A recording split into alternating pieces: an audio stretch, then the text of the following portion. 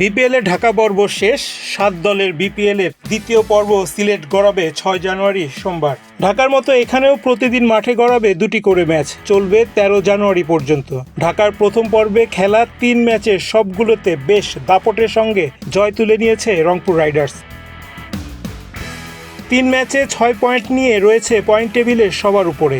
এক ম্যাচ খেলা সিলেট স্ট্রাইকার রয়েছে পয়েন্ট টেবিলের তলানিতে। দুপুর ১:৩০টায় সিলেট আন্তর্জাতিক স্টেডিয়ামে এই দুই দলের লড়াই দিয়ে শুরু হবে সিলেট পর্ব।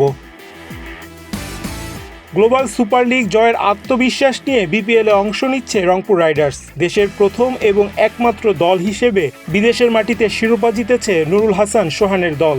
সেই ধারাবাহিকতায় বিপিএলে দারুণ খেলছে দলটি। প্রথম ম্যাচে ঢাকা ক্যাপিটালসকে ৪০, দ্বিতীয় ম্যাচে সিলেট স্ট্রাইকারকে ৩০ রানে হারানোর পর তৃতীয় ম্যাচে বর্তমান চ্যাম্পিয়ন ফরচুন বরিশালের বিপক্ষে ৮ উইকেটের জয় তুলে নেয় রংপুর রাইডার্স। সিলেটেও এভাবে উঠতে চায় ২০১৭ সালের শিরোপা জয়ীরা।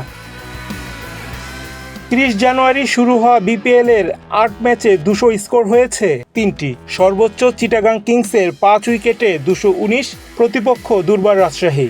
ঢাকার প্রথম পর্বের ৮ ম্যাচে সেঞ্চুরি হয়েছে ২টি, তাও সেটি শেষ দিনে। দুর্বার রাজশাহীর বিপক্ষে চিটাগাং কিংসের পাকিস্তানি ক্রিকেটার ওসমান খান করেন চলমান বিপিএলের প্রথম শতক। সন্ধ্যার ম্যাচে খুলনা টাইগার্সের বিপক্ষে শতক হাঁকান ঢাকা ক্যাপিটালসের অধিনায়ক থিসারা পেরেরা। এই দুই সেঞ্চুরির পাশাপাশি ঢাকা পর্বে হাফ সেঞ্চুরি হয়েছে ১১টি। সবচেয়ে বেশি রান করেছেন এনামুল হক বিজয়, ১৪৬। ১২ উইকেট নিয়ে তালিকার শীর্ষে তাসকিন আহমেদ। ৭ উইকেট নিয়ে তালিকার ২-এ রয়েছে রংপুর রাইডার্সের পাকিস্তানি স্পিনার খুশদিল শাহ। ৬টি করে উইকেট নিয়েছেন রংপুর রাইডার্সের স্পিড স্টার নাহিদ রানা ও খুলনা টাইগার্সের আবু হায়দার।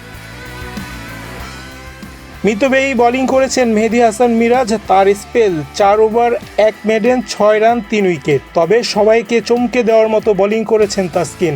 ঢাকা ক্যাপিটালসের বিপক্ষে দুর্বার রাজশাহীর এই ডানহাতি ফাস্ট বোলার বিপিএলে রেকর্ড গড়া বোলিং করেন। ১৯ রান দিয়ে ৭ উইকেট শিকার করে গড়েন এই রেকর্ড। রায়হান রাসেল, বাংলাদেশ প্রতিদিন।